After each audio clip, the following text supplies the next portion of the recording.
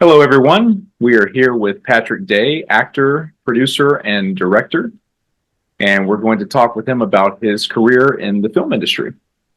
Patrick, how did you get started? Oh, well, hello, Mark. Hello, everyone. Thank you for reaching out to me. I got started. I was thinking about this just the other day, Mark.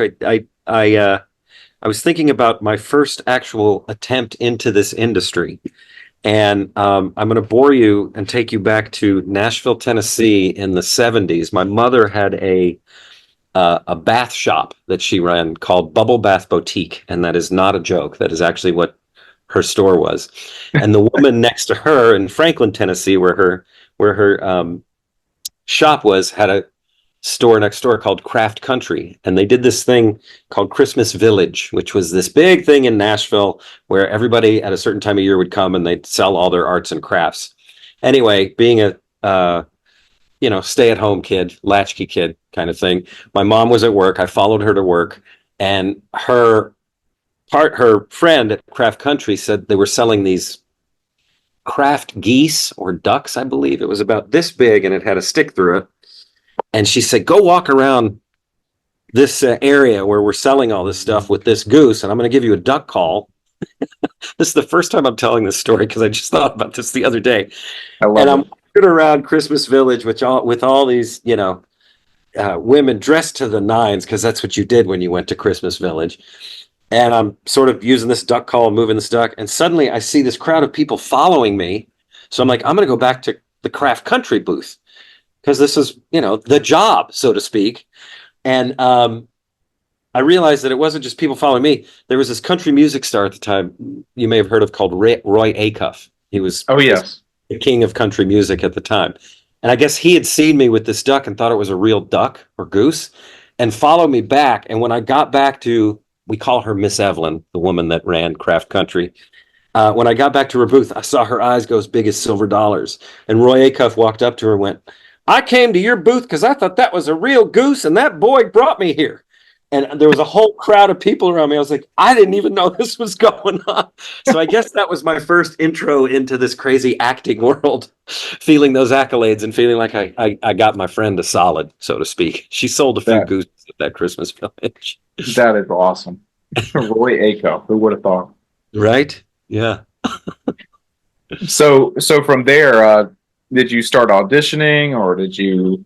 Well, yeah, I mean that's sort of the first foot into this industry. My dad was doing local commercials, and he always kind of dabbled in radio stuff. If he were still alive, he would have loved the fact that podcasts exist because he just always wanted to do that. He was a businessman as well, and he had a local agent in Tennessee, and I went, of course, with him one time because I just followed my parents wherever they went to work.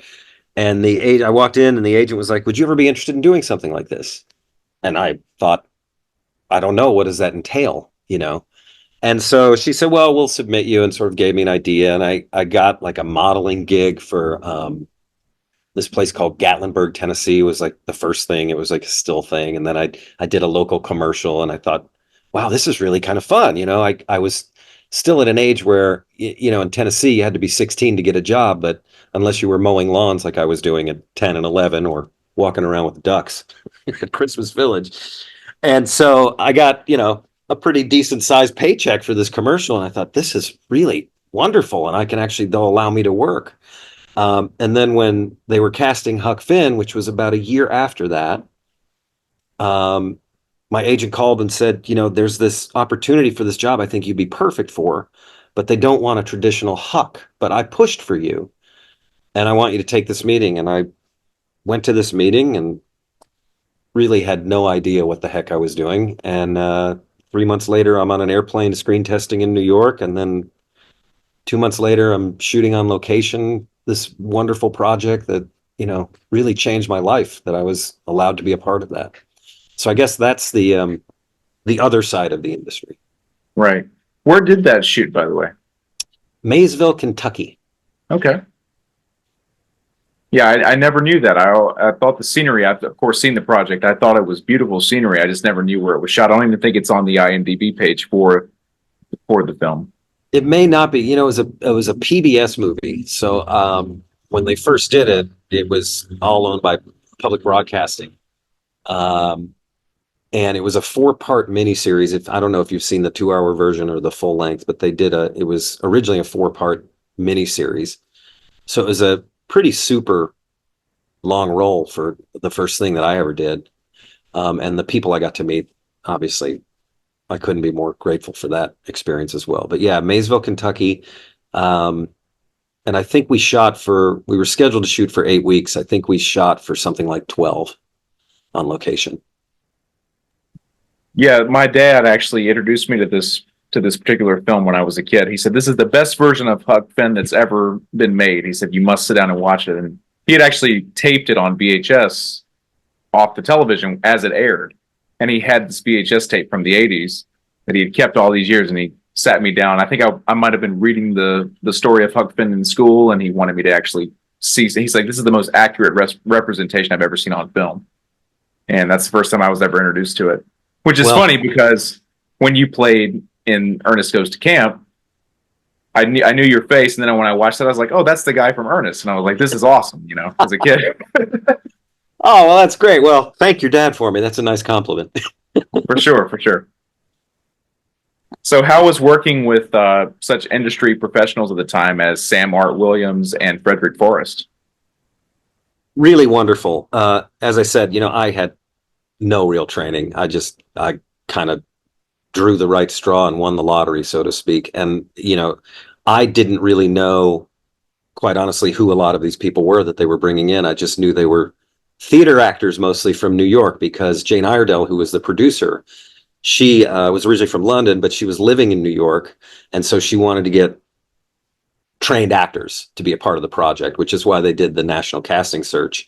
And they went several different cities. I don't know where exactly, but Nashville was on their radar, which is how I got involved. But yeah, I mean, sitting in a chair next to Lillian Gish and Sam Art Williams and Frederick Forrest and Barnard Hughes and Jim Dale, if you remember, he played the Duke in the thing, like all these great actors. And it was a wonderful experience for young Patrick because I got to sort of sit and just soak in everything like a sponge and, try to keep up, basically.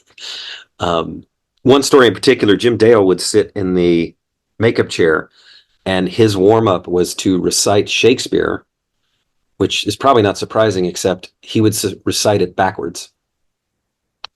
That is very interesting. It's pretty cool, man. He'd sit down and he'd go, "Okay, what play?" And I'm like, there was no Google and I didn't really know much about Shakespeare. So I would check with my mom or, see what I should actually ask. And you'd throw out a title and he'd have a monologue and run it backwards just to warm up sitting in the makeup chair. I thought that was fascinating. And that is interesting because Jim Varney was a trained Shakespearean actor. Absolutely. Yeah. It all comes full circle. Much smarter than anyone would think when you just know him from his characters. Super smart man. Yeah. So those scenes, they were pretty intense with Frederick playing your father, of course, the beatings and everything. Was that ever, were you able to distinguish, this is acting versus real life? Or I know sometimes the lines can be blurred a little bit. How was that as a first time, this is your first project, right? Yeah, it was, especially with Freddie. The man could not have been more of a teddy bear to me. So it's kind of like how I would explain Varney because I think of my age. It was like having an uncle or an older brother on set. They were both very, very kind and cool to me. Freddie in particular, there was a lot of rumors before he got there from production that he might be an issue to work with, but they were really excited to have him in this part. And I, being a child, I didn't understand what they were talking about. I was just sort of like, okay, what does that mean? I totally felt safe about 100% of the time, but we can talk about that too. But Freddie got there about 2 weeks into shooting and he was very method and he didn't bathe the whole time he was in Kentucky. He went to wardrobe and soaked the clothes he wore in whiskey so that he would have smell on him. And so he carried with him all of that authority. And especially for young Patrick, who's like, what the heck is even acting? It was quite amazing. But like I said, he was very gentle with me. The only time that if you remember the scene where I was going to say spoiler alert, but it's Huck Finn, so it's like 200 years old. So I guess it's okay to say it. But the scene where he's chasing me around with the knife in the cabin, I don't know if you remember that. I do. Very intense. Yes, so do I.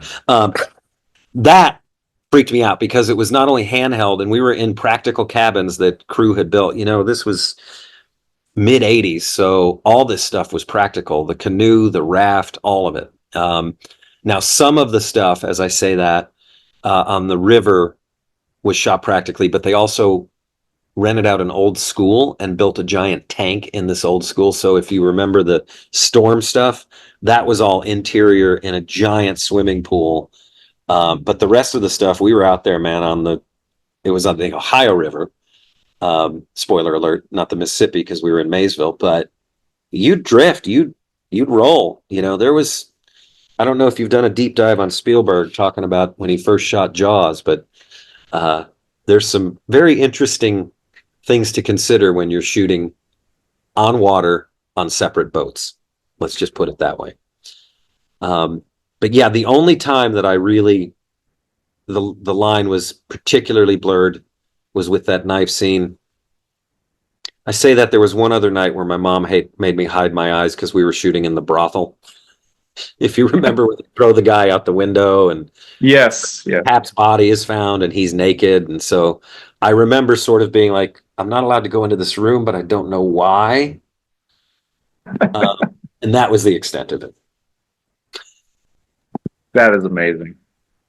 Yeah, that's absolutely amazing because, I mean, for your first role, I mean, that honestly, I mean, you carried it very well, I would say. I would never have known unless I, of course, looked at your IMDb that was your first time doing a project like that. That was, Oh, well, thank you. and I've since found news articles, just doing my own research about when they were casting that role, and it's like a young Patrick Day, he's got the look, or it was something to that effect of like, this is the bright new star, or something to that effect.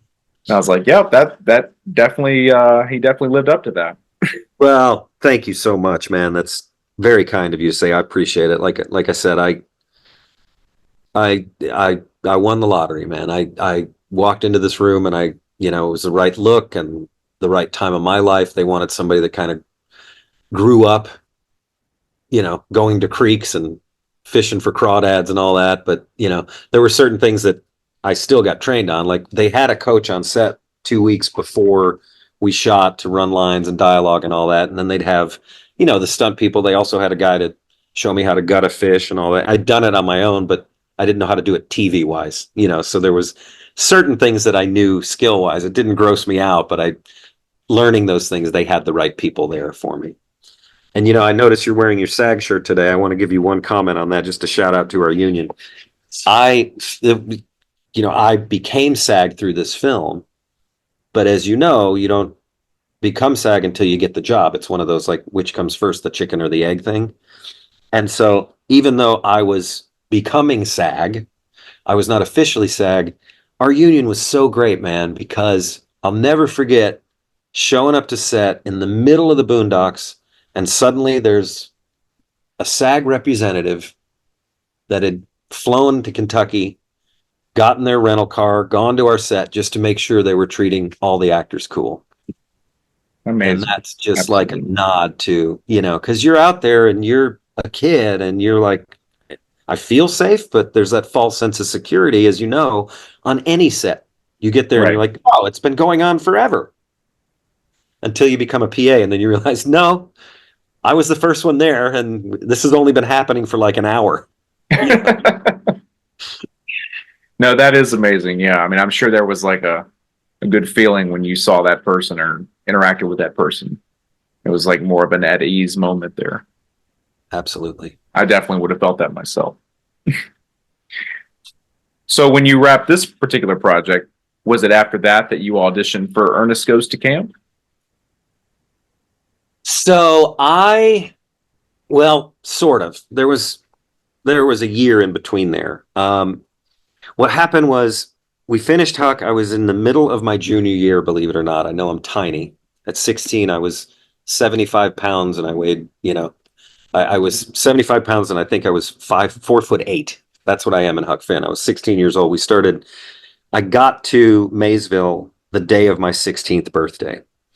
And then we finished October, November. I went right back to school. It was my junior year and I finished school.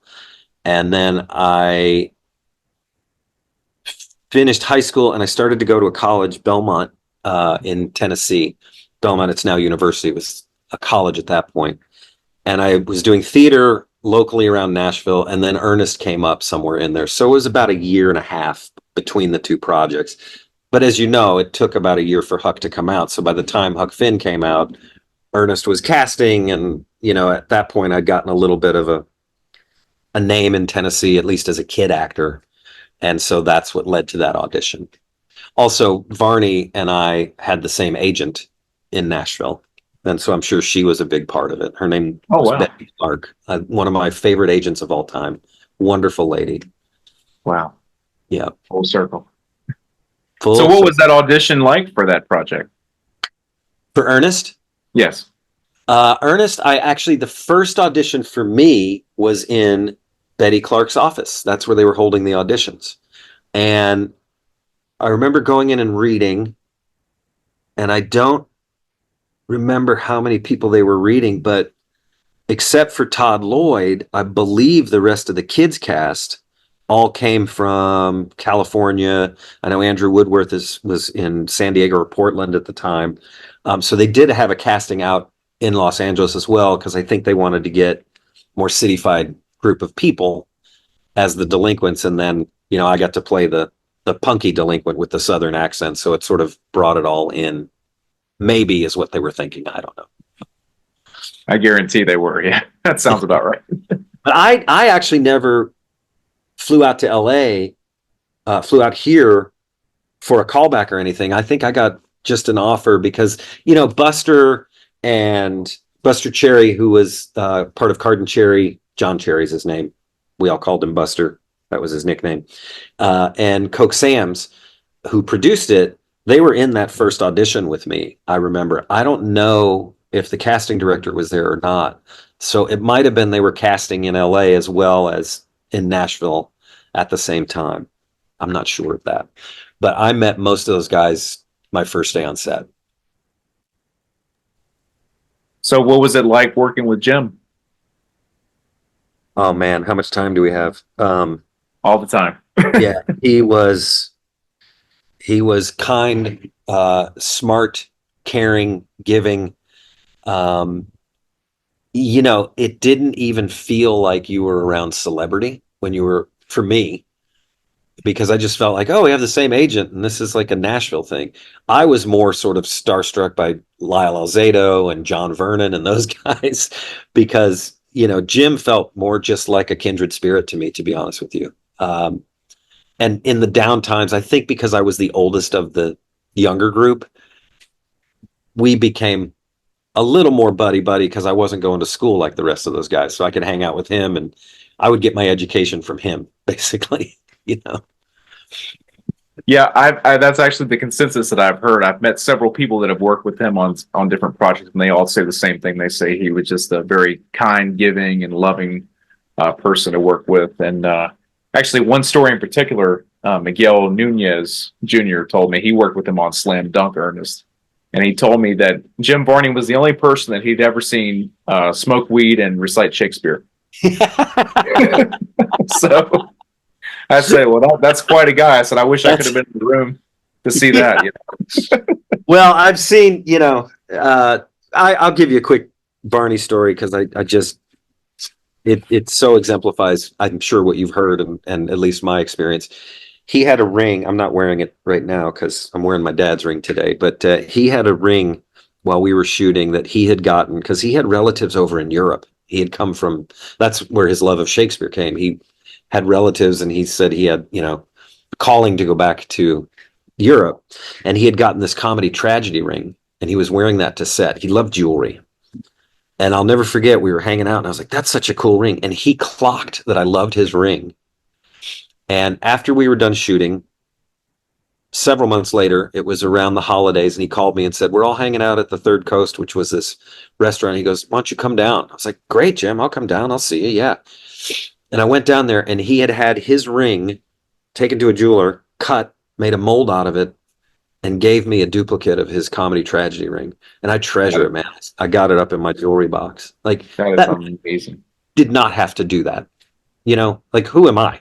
You know what I mean? But he had that much forethought. He wanted to give me that as a Christmas present. So I just, that's just a testament to who that man was. And that's a priceless gift right there. And that definitely speaks volumes for you that he thought that much of you to give you that. Oh, You well, definitely could say. that's very kind. Thank you. That is amazing. Absolutely amazing. I, of course, never heard this story before. I'm so glad to be hearing this now. Was there any special bonding with any of the other kids that were a part of that film, or any kind of camaraderie that happened offset with any particular of the kids that you were working with? A lot of people want to hear about, where we wild and was it the 80s? And yes, we were, but we were so mellow punk rock wild. We do crazy stuff, but among each other. And the answer to that question is an absolute yes. Scotty Menville, who plays Crutchfield, uh, I moved out to LA, and he's from LA. And, when I first came out, just to do my first trip to LA was to do a voiceover for Ernest, looping stuff, right? And so Scotty's like, "Stay with me." So he had a house. He and his mom and family lived in Malibu. They put all of us up. We came. We did, the dubbing, and since that time, he and I have been so connected. I talked to him 2 days ago. Our kids are friends now. They hang out together. So yeah, he's just a beautiful man. And again, to be put into that universe. My buddy Andrew Woodworth, who we mentioned, he played Pennington or Crutchfield. Pennington. He played one of the bad guys. Been friends forever. He now has 2 boys. He's friends with my kid. I go on trips with him to Tahoe a couple times a year with a couple of buddies. He went to UCLA. I went to USC. So we were rivals, but in the positive way around the same time. I would have never made it out to LA without Rich Spate, who was Pennington's friend in the movie. He was the one that turned me on to USC when I was going to Belmont. I was like, well, I want to go to California. I'll apply to USC too. And so we went to college together and had a bunch of plays and laughters that we've done there. So the answer to that is yes. I mean, these guys, you meet them and, you think, oh, I'm just going to work with them on this movie. And then you look back and you have a 30-year friendship or 40-year friendship at this point. That's awesome. I really wish they would do one of those. Where are they now for Ernest Goes to Camp? You see that with a lot of the kid actors nowadays. They say 20 years later, 30 years later, this is what they're doing now. I wish they would do that with Ernest Goes to Camp, because that would be cool. Yeah. Based on my own research, each one of you has gone on to such different things. I know that Hakeem Abdul Samad was a member of the Boys, very popular singing group, and he lives in Africa now. I follow him on Instagram. He's doing music out there still. I know Danny Capri he goes by a different name now. I think he lives out in California, somewhere in the San Francisco Bay Area now. Todd Lloyd is doing the youth ministry podcast world now. Scott Menville, of course, is doing the voiceover stuff, and then you're doing all the wonderful things that you're doing. I mean, I just think it would be great to have everyone come together and do a piece on that. And of course, Jacob Vargas is working like crazy. Yeah, he's working like crazy. Can't forget him. Yeah. Yeah. Well, that's interesting, Mark. So you were able to track down Danny, because Scotty and I and Andrew have all talked about it. We don't know what happened to Capri. We were like, is he still acting? I looked him up on IMDb. I was like, because we're doing this Ernest Day thing, and we were going to see if there was any chance we could get him there. But that's interesting that you found him. I couldn't find anything about him. So we'll talk after I record. I'll give you some information. Awesome. Yeah. And I did see Hakeem was doing some cool stuff in Africa. I mean, yeah. He was doing The Boys while we were shooting. So we knew that album was going to come out, and it looked so fantastic, Yeah, that's awesome. Yeah, I follow his page. He's got a young daughter now, and they're constantly on the move, doing good stuff. So I'm always glad to see that. And they're talking about doing a boys reunion, because I think his brothers are interested in doing that as well. So that would be great to see. And of course, he was in the Moonwalker film with Michael Jackson. That's right. So there's tons of stories there, I'm sure, that have not been told. So I'd love to see that happen. Yeah, that's cool. Very cool. Yeah. So Lyle Alzado, that crazy scene where he, beats up Ernest.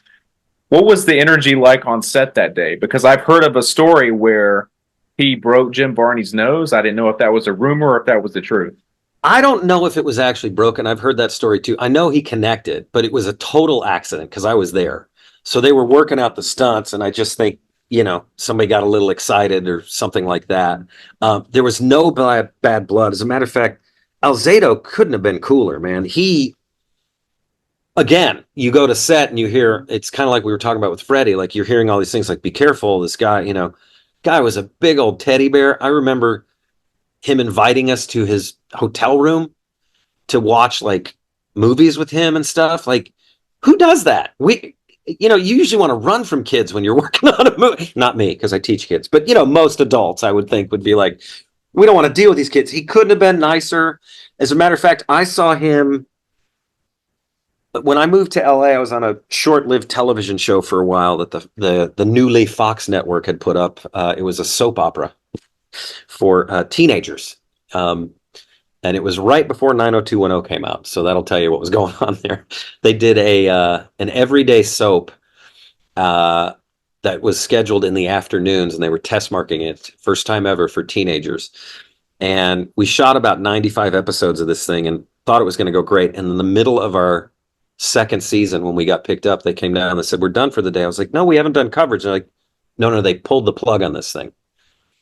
And within a half an hour, dude, I'm not kidding, there was security making sure that people weren't stealing stuff. I was like, this was my home for like 9 months. Nope, you got to get out of here. I was like, wow, okay, this is how this works. Anyway, the reason I bring that up was when that was starting to spiral, you have a publicist and they're like, do you want this opportunity? There's this opportunity.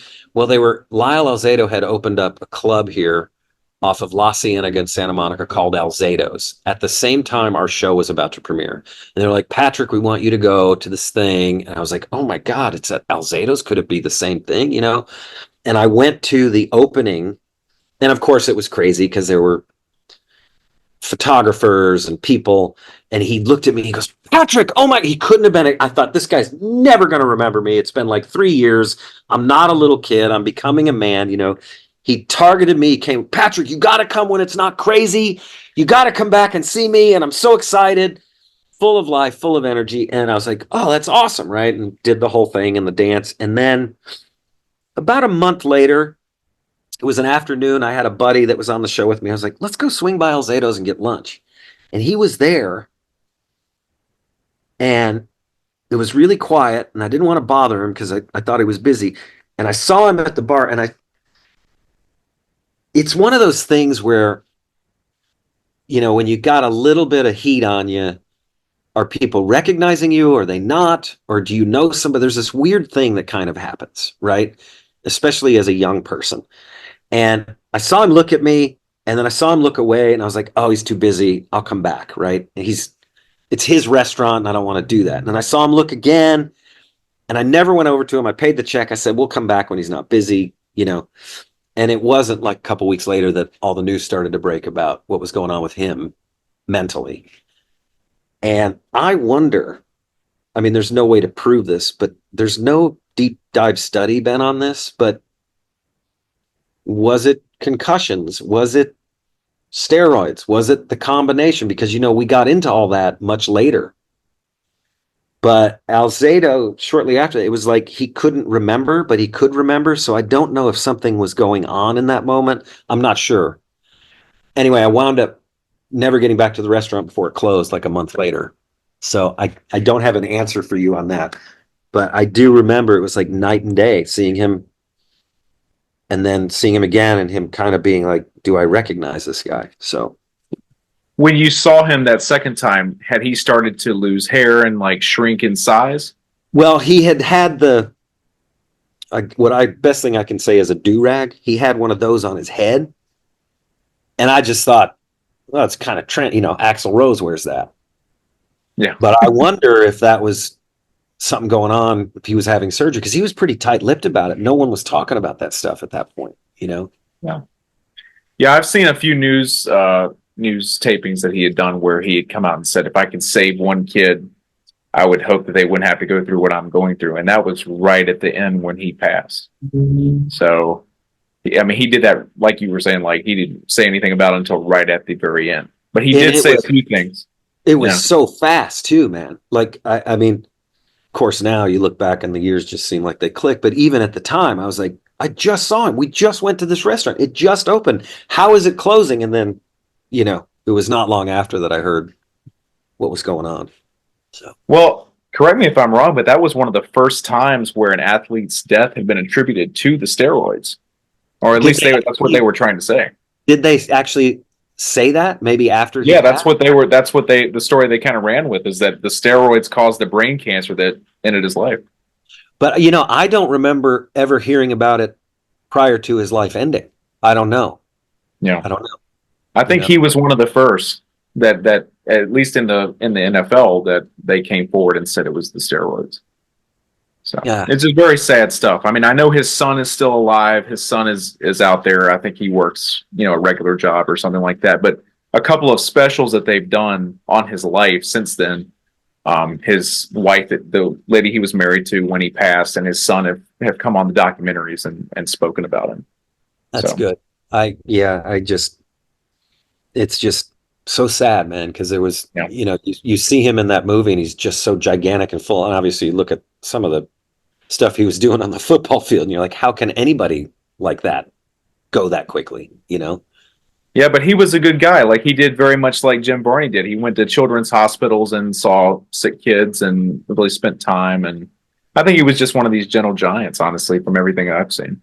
I agree, Mark. I agree. And isn't that the way we should all be? Yeah. Like, look for it, look to help. Yeah. Well, he wasn't a bad actor. I mean, he was really intimidating. He scared me as a kid. Yeah.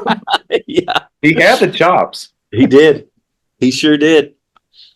Did you have any time with Iron Eyes Cody on the set? Did you have any chance to talk with him?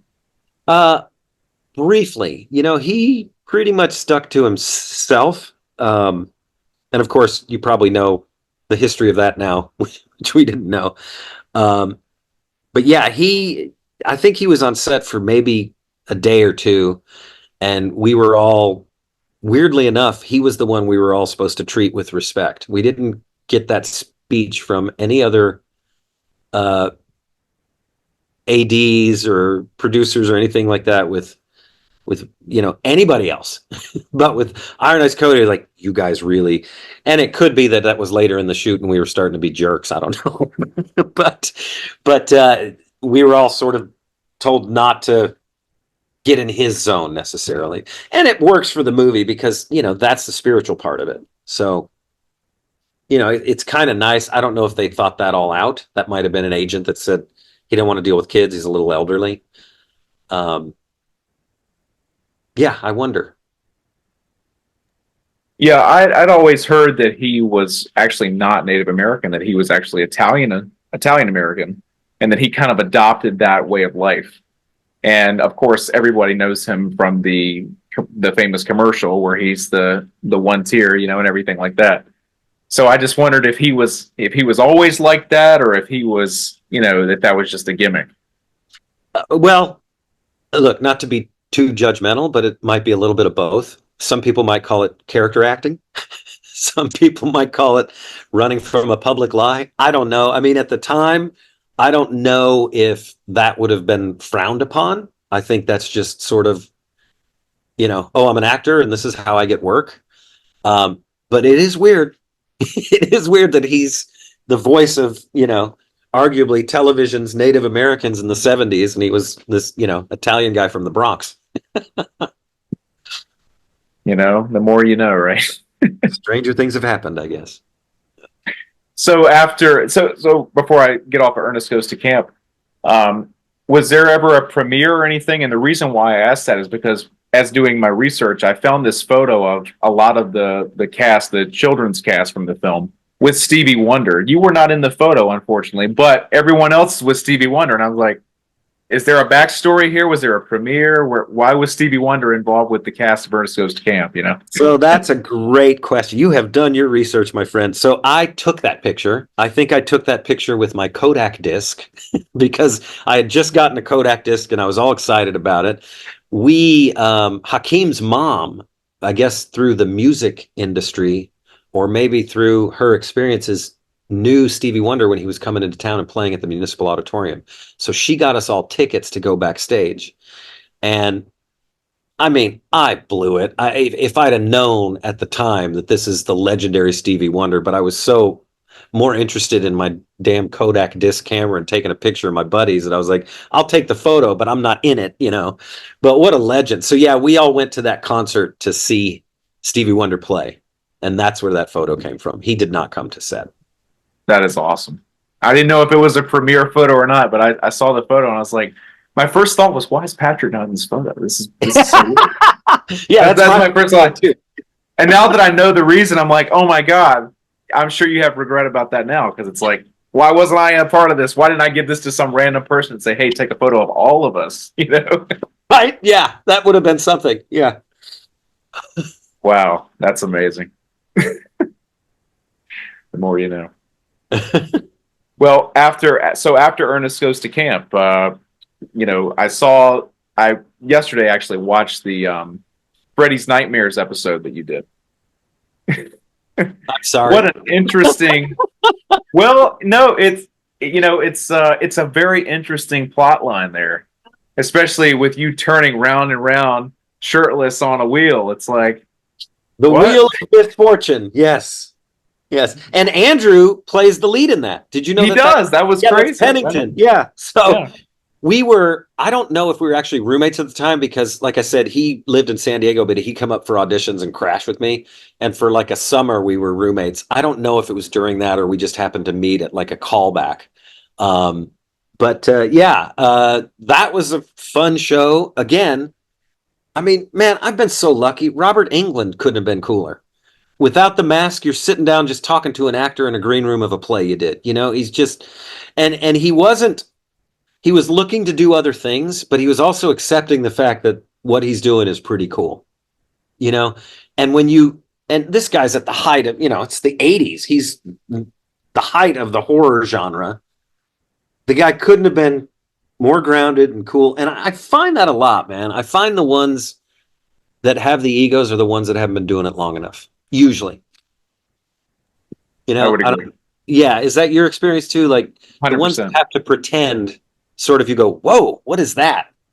Yeah, But the ones that really understand it always tend to be like they want the project to be great. Well, I don't think this is the right way to phrase it, but I've always said the ones who are actually talented are the ones that are most humble. And I know that's not necessarily true, but that's the way I've always kind of looked at it in my experience of meeting different people. Yeah, that's an interesting concept. Yeah, because you don't have anything to hide, so you can look at a person, as a person. Yeah. So Robert Englund actually hosted a show that I did back in 2019, right before COVID, called True Terror with Robert Englund. It was on the Travel Channel, and I was a guy that got beat up by Bigfoot, and he was hosting this show about these crazy tales from long ago of Bigfoot attacking someone and these various stories. I never got to meet him. Of course, they filmed his stuff out in California, and we shot my stuff in Virginia. And but my name is on. He's still talking, giving his ending monologue on the show, and my name comes on the credits over his body. So I'm like, well, it counts, So, of course it counts, man. Why not? On that note, here's how much it counts. I did a Honda commercial for a Civic in the mid 90s. And you could barely see it's me. I mean, I'm a biker, so it's all about the car and all this. But Richard Dreyfuss did the narration for that commercial. So I was like, I got to work with Richard Dreyfuss, even though Richard Dreyfuss was nowhere near set. He was a microphone in some studio in Santa Monica. I'm the one out there sweating on the bike. But I was like, nope. That's Richard Dreyfuss, and I got to work with him. Right. And you know what? It's it's not true terror it's True Terror with Robert Englund. That totally changes the name and the whole context of the Absolutely. show. So I love that. yeah. So I guess that's another way we connect. There is the Robert Englund thing. Robert Englund. Yes. Yes. Like I said, it all comes together. I tell people all the time, in this business, you're like, it was at 5 degrees from Kevin Bacon or 6 degrees. Yeah. That's from anybody. That's from anybody. I mean, I've found that like I'm that many degrees, if not less, from other people, not just Kevin Bacon. It's like Right. Yeah. it's such a small world. Even in California, it's like it's such a small industry, and people are like, oh, but it's so many people doing it. But with that being said, like if you do it long enough, you'll start making these connections, and this person knows this person. I mean, it's fascinating to me how that works. Yep. 100%. Also, I'll double down on this. And I mean, I believe, and this is something my buddy that I told you about, Scotty Menville, and I talk about, these might have been his words, actually. I'm going to share with you. Between action and cut, it's all the same. Whether you're on $1 million set, a $4 million set, or you're shooting a short film with your buddy in your backyard, if you're respecting this art form, it's all the same. And hopefully it's always enjoyable, because it's the only reason to do this stuff. Yes, you're going to cry, and yes, you're going to be mad, and yes, but ultimately, if you're not having fun, get the hell out, because that's the only reason to be a part of this industry. I wish I knew how many times in a week that I tell that to people. Seriously, I tell It's people true. that all the time. Yep. People will say, I'm so burnt out and blah, blah, blah. And in this audition, and I just can't stand it and blah, blah. I said, well, then you need to stop doing it. I said, Yep. because if it's at that point, if you're not having fun doing this, I was like, you can do anything and make a ton of money. I said, Absolutely. but if you're doing this and you're not having fun, that's the whole point. I said, you need to be doing something else. And I'll just Yep. tell them, I'm like, that's the way it should be. I said, Yep. because I'm still having a great time. Well, you don't feel this way, Mark. I said, I do get frustrated. I really do. I said, but at the end of the day, I still enjoy what I'm doing. And after an audition, I'm like, man, that was a good one. And if it wasn't, I'm like, this is what I need to work on next time. So that's great, man. Absolutely. you got to look at it. 100%. Yep. That is the attitude. And that's what's going to keep you doing what you're doing. Keep doing cool shit. And I tell them, I said, if I ever get to a point where I'm like you and I don't want to do it anymore, I will stop, because at that point, I know the time is done. There's other things to do. Right. There's naps to take. Exactly. So when you first came out to California, I'm sure a lot of actors would probably like to know, like, obviously you have to have a lot of side hustles.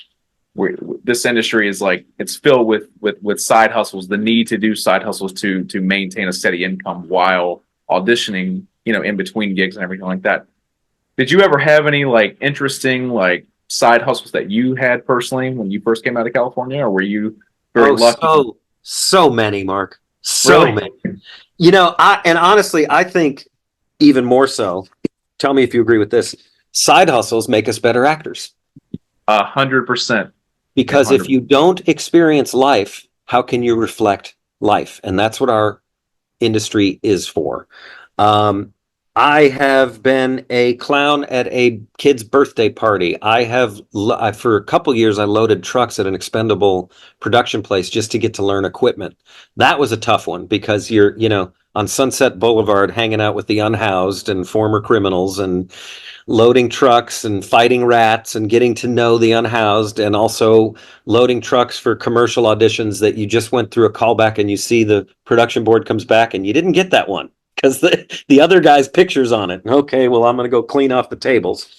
I've hung drywall. That's a job I hope I'll never do again. And pulled out insulation from a craftsman house in Pasadena in the middle of summer in 110-degree heat.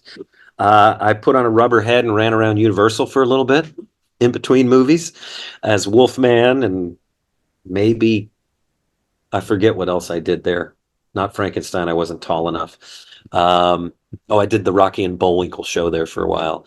A lot of theater and a lot of teaching, and a lot of PA work, art department work. So yeah, I could go on and on and on. I've had a lot of jobs outside of acting. Some terrible, some not so terrible, some that I should have left longer, quit way before. I always found it was harder to leave the job than to get the job, for me personally. Does that answer your question? 100%. I'm right there with you. My first gig as I started acting was a Liberty Tax Service waiver. I'm the guy that dressed up like the Statue of Liberty and danced with the sign on the side of the road to get people to come do their taxes. And trust me, you meet all kinds of people, and it does. It shapes you. You know. Certainly shapes you. Yep. Yep. Yeah, it's never a dull moment. I'm always just fascinated to hear what actors do to make ends meet in between gigs, because every single time one of them tells you it's something that you would have never expected that they tell you that they did. Well, and honestly, growing up in the South and my parents, I was given a work ethic. So we're talking about this like I went movie to movie, but like I said, there was a year in between. I went from Huck Finn. I turned 16 shooting Huck Finn for 12 or 15 weeks. I got back to Tennessee, and the first thing I did was apply for a job at Kroger, and I bagged groceries. And I remember kids in high school. My high school wasn't necessarily, there was a certain sect of people that were great, and then there was a certain sect of people that were not great. So, you'd be loading groceries and somebody come in and go, look, it's the falling star and all this stuff. And I never took that personally, but I would tell my sister and she would get so mad. And I was like, I never understood. I'm like, why would somebody judge you for working? Like, we're all supposed to work. And in between gigs, this is what I want to do. So I never had an issue with that. I know actors, name actors who I know have had other jobs, and they forgot that I knew they had other jobs, and I've seen them lie about it. Oh no, I've only done it through acting. I'm like, I don't understand that mentality, but okay.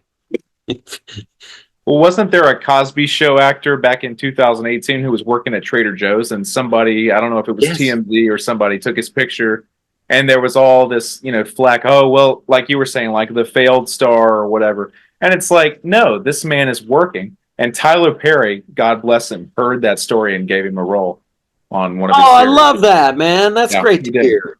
Yeah. And, Yeah. and I did too. And it's like, since when are we faulting people for working? I know an actor. She lives out in California. And she used to date a guy who's also in the business. And I said, well, what does your boyfriend do? Because she's working really hard. Oh, well, he collects unemployment checks in between gigs. And I Yeah. said, okay. She Yeah. said, Mark, a lot of people do that. And I said, well, I'm sorry, but I just, the way I was raised, I mean, to each their own, but I just couldn't do that. That's Yeah. just not. I mean, what's better for your brain? Have to get up and do something you don't want to do. That's pretty good, especially for us, us dudes in our 20s. We need to do stuff we don't want to do, because otherwise that Right. ego gets too crazy. Right. And it builds character, and it's always a good story. If nothing else, you got a great story at the end of the day to tell about it. Absolutely. I 100% agree with you. Yeah. I'm with you. I'm all for the working person. Like, you're working, you're doing great. Keep going, and the next gig will come. Just work hard and it'll come. And again, it gives you skills.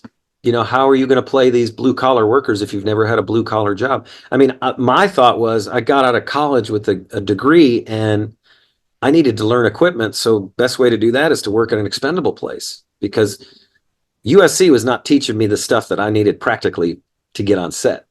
Yeah. That Neither came was from, the school that I went to. and that comes from different aspects of our lives, I think. Yeah. And you have to, I was talking to another actor the other day, and I said, what has happened to me? I said, when I was a kid, I would watch these sad films like Steel Magnolias or Fried Green Tomatoes or something. I said, I would never shed a tear, and I'd be like, oh, wait, no, that's a great film, but I would never think. And I said, at the end of both of those films, now I am just crying like you wouldn't believe. And he said, well, Mark, you've experienced life. He said it took experiencing life and getting to the age you are now to understand why that's sad, and to feel those emotions and to resonate with what you're seeing on the screen. And I said, I really never thought about that before, but it's true. 100%.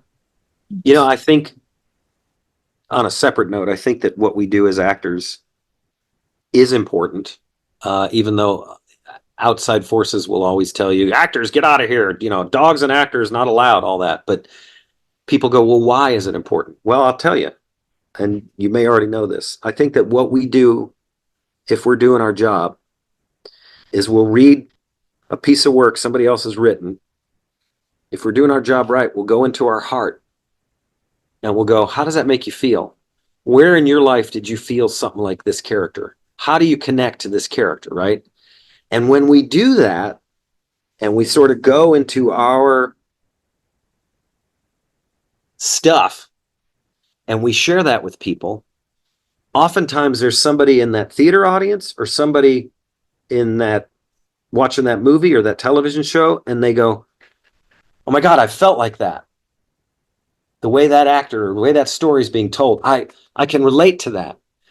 And that is limited to only us humans in terms of being animals in the animal world. Another dog doesn't look at a dog and go, oh, I felt sad too. And when we do this, I think it brings empathy to the world. And not to make what we do a bigger thing than it is, but I really think that when we do this, we educate and we bring something, a human experience where we all go, you know what? We are all human. And hopefully that helps us get along a little bit more. Because that's what I think is lacking in our world right now, is we're just not getting along enough. Right. Humanity and realizing that we're all the same at the core of things. 100%. Yep. Was it ever hard for you to transition from child acting to adult acting? Or was it pretty simple? Uh, you know, that's a interesting question. I think what we do at my school at Young Actors Space helped with a lot of that. If you look at our alumni, a lot of our kid actors have become adult actors. And it's because of the same stuff we're talking about, because we focus on the craft of it. And the reason you've heard the old adage, oh, a child actor, they're never going to do anything. I think the reason that adage exists is a lot of younger people look apart, get a job, don't necessarily have all the stuff, but they get the job and they look the part. And then as their body grows and their roles change, because that's what happens as actors, our bodies are constantly growing, our looks are constantly growing, the roles we go out for are constantly changing. The problem with a lot of kid actors is they do what they did for that first audition because it worked and that's it. But now they're in an adult body. And so being a cute kid does not work. So that adjustment can be very challenging. For me, where I noticed it the most was my commercial career pretty much ended when I lost my hair. I was one of those guys in the 90s that in between movies, I could get a commercial or two. They paid really well. And that's what kind of got me through in between all the other goofy jobs like I told you I was doing, right? Because that covered my insurance. And then when I started to lose my hair, I realized, no, it's going to be about 10 or 15 years before I can start working in commercials again, because you're not sort of the goofy best friend that's with the floppy hair and the hot girl, which was in every commercial. And how does this guy get the girl? Well, he has the product. That was sort of the mentality of the 80s and 90s in terms of selling. So I did see that side of the industry for me go away, but it just led to other things. Like I got to do cooler parts. I got to play now murderers and rapists and racists and all that stuff that I hate in my life. I love in acting because, again, it gives us an opportunity to tell a story and maybe educate somebody. Right. How old were you when you started to lose the hair? What's that?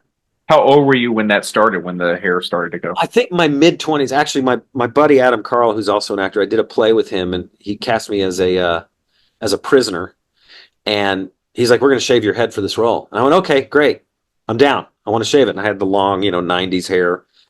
And he, and I was like, oh my God. I don't know what I was thinking. I guess I thought like a barber, they'd slowly shave it. But he went right down the middle.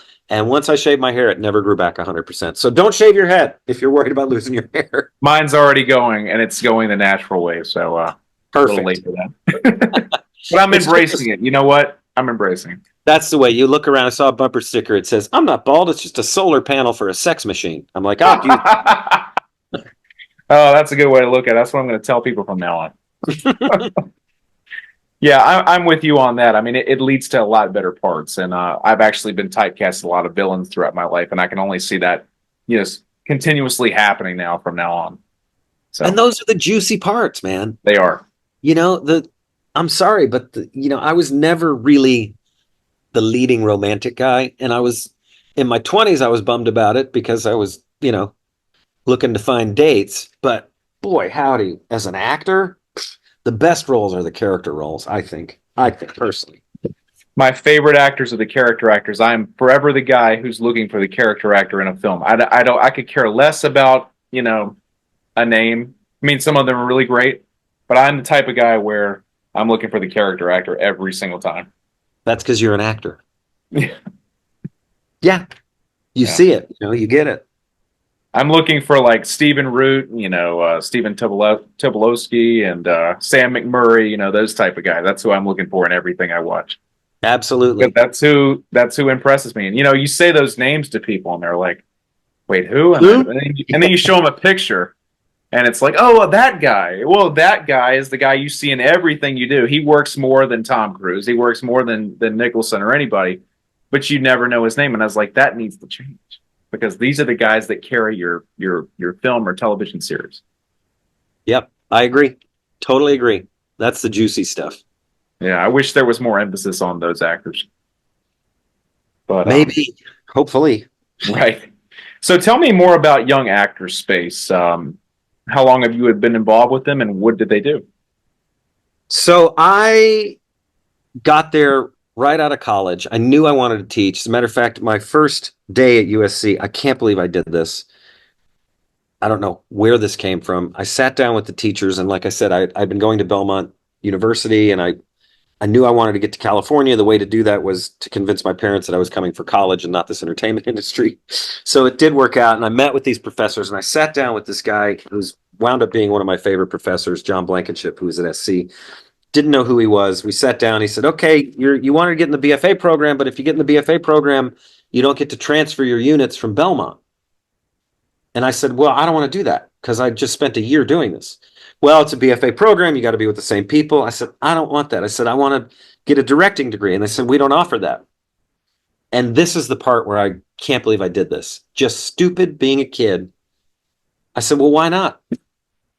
I said, "What if I design my own degree?" And I'll never forget, these two emeritus professors looked at each other and were like, "Well, what do you have in mind, Patrick?" And I had nothing in mind. I hadn't thought about it at all.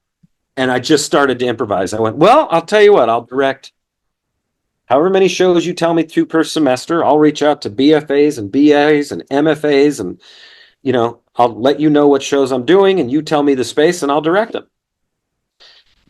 And somehow it worked. I got a degree. I'm the only one that walked with a degree that says BA emphasis in directing. And I Nice. met like a bunch of MFAs who are still my friends and BFAs who are still my friends. It just turned into this great college experience for me. And I got to work on all kinds of, plays that I would have never worked on. And then after I graduated, they called me back to come direct a couple plays. And I did that and met some people through that. And, it's just, that experience was wonderful. But when I graduated, it was kind of like, and so I went back to my agent, who had been my kid agent. I said, "I'm looking for a place to teach." And I've been going to all these schools, and I had been, Mark. I'd gone to all these little places, and every place I walked into, I was like, "Oh my God, that's a scam." They were like, "You're hired. We'll let you teach." I said, "You've never seen me teach." They go, "But you have a resume, so it's no problem." I said, "Well, what's the class?" They go, "Do a 6-week class on slating." Yeah. Yeah. No way. Yes. No way. This is not a lie, man.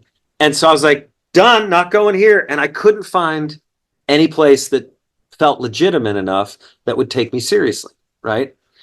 So I go to my agent at the time, who weirdly enough, Scotty Menville had referred me to his agent after Ernest. She became my agent. I love her till this day. She's no longer agenting. She turned me on to Diane Harden's Young Actor Space. She goes, "This is the only place that I tell my clients to study because it's the real stuff." And I went to meet her, and it was in this little junky theater. It's weird for me to say that because I wound up being there for 50 years. This little black box theater up the street in Van Nuys. And I started listening to what she was teaching. And I was like, "Oh my God, dude, I'm fresh out of SC with this red cardinal and gold degree.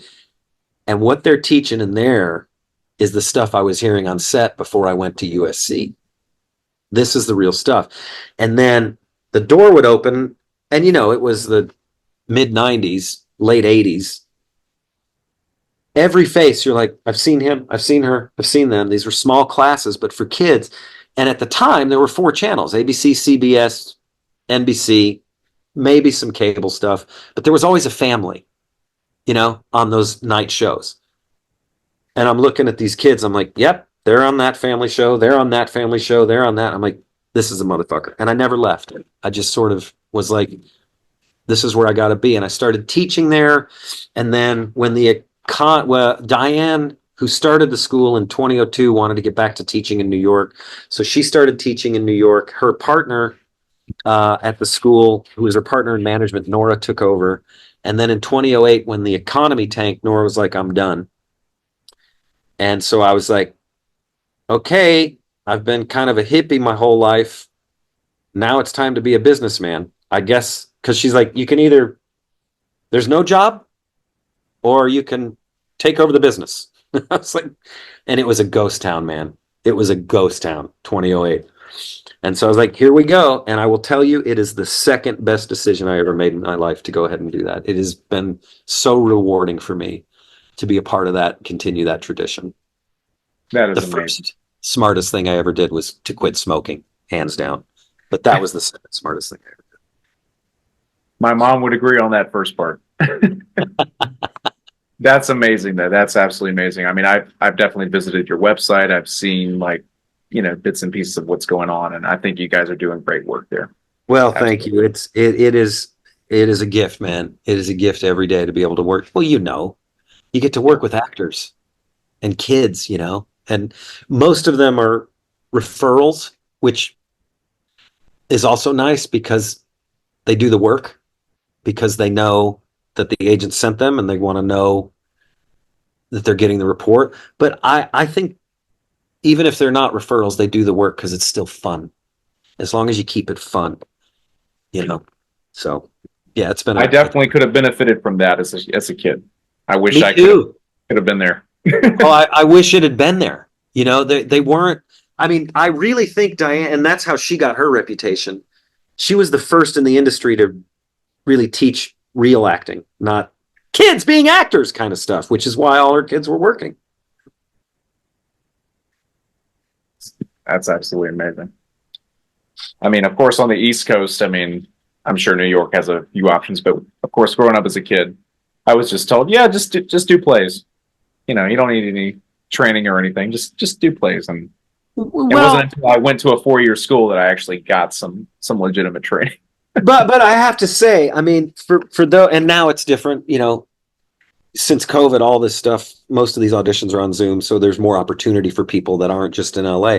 But I will say, that's not bad advice. For people in smaller towns, get to your theater, because some of the actors I worked with before I moved to LA, in that in-between time between Ernest, Huck, and moving out here to go to SC, I was doing a lot of local Nashville theater. Like I was part of Tennessee Rep, and the Nashville Children's Theater was this amazing experience.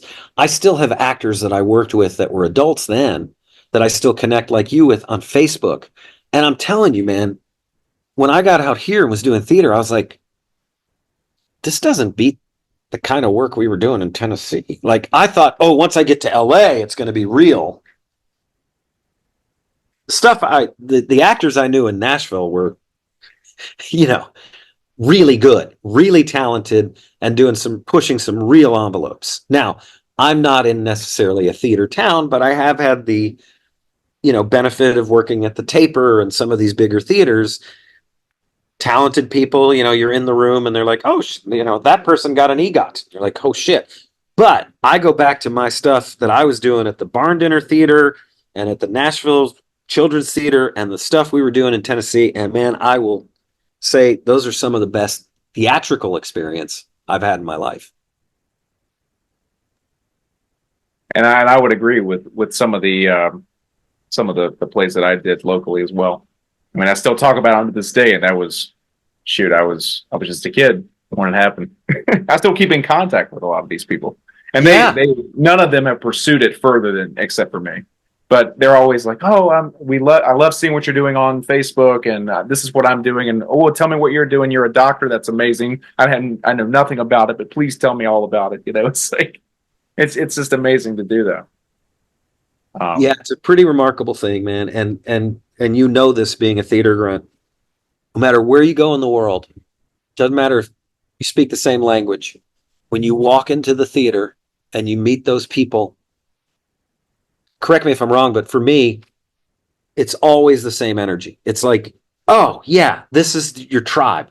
These are the people you want to hang out with, universally, no matter where you're at. So there is benefit to getting involved in that local theater for sure, but that shouldn't be the extent of your training, obviously. Yeah. Exactly. Yeah. But I agree. Like it's the people make it fun.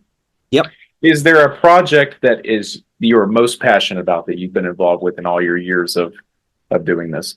Oh, that's so tough. You had hinted you might ask me this. I I am so grateful for so many. Um, there's a sleeper movie. Well, the answer that I usually give to this when I'm asked that on the red carpet is the next one, which is the go-to answer. Um, but I did this little indie film about 10 years ago called Favor, and it's a very small, low-budget movie. Um, but I have such fond memories of how far that tiny movie went with that tiny budget, and I play a real twisted sicko in it. Um, and since then, the guy that wrote and directed it, I've done 3 movies with him, 3 or 4 movies with him. We have one right now that's on the circuit that we're hoping to get distribution any day now. But I think that movie has been underseen, even though it went on the festival circuit, because I think it was really well done. It is not a big budget movie. There are some performances in there where you might go, wow. But the fact of the storytelling and the way the guy who wrote and directed it is also an editor. His name is Paul Osborne. You may have heard of him, and he does such an amazing job because his day job is he cuts trailers for CBS.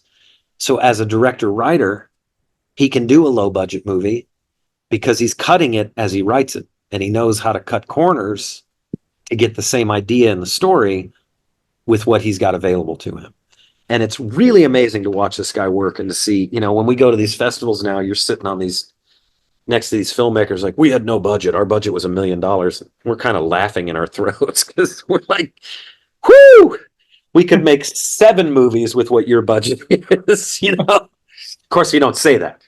Right. A little tone deaf of them to say that in the first place. Yeah. Yeah. Well, I think sometimes they're fishing. What did you spend on your movie? It's like a measuring contest of a certain thing. Yes, exactly. Yeah. Yeah.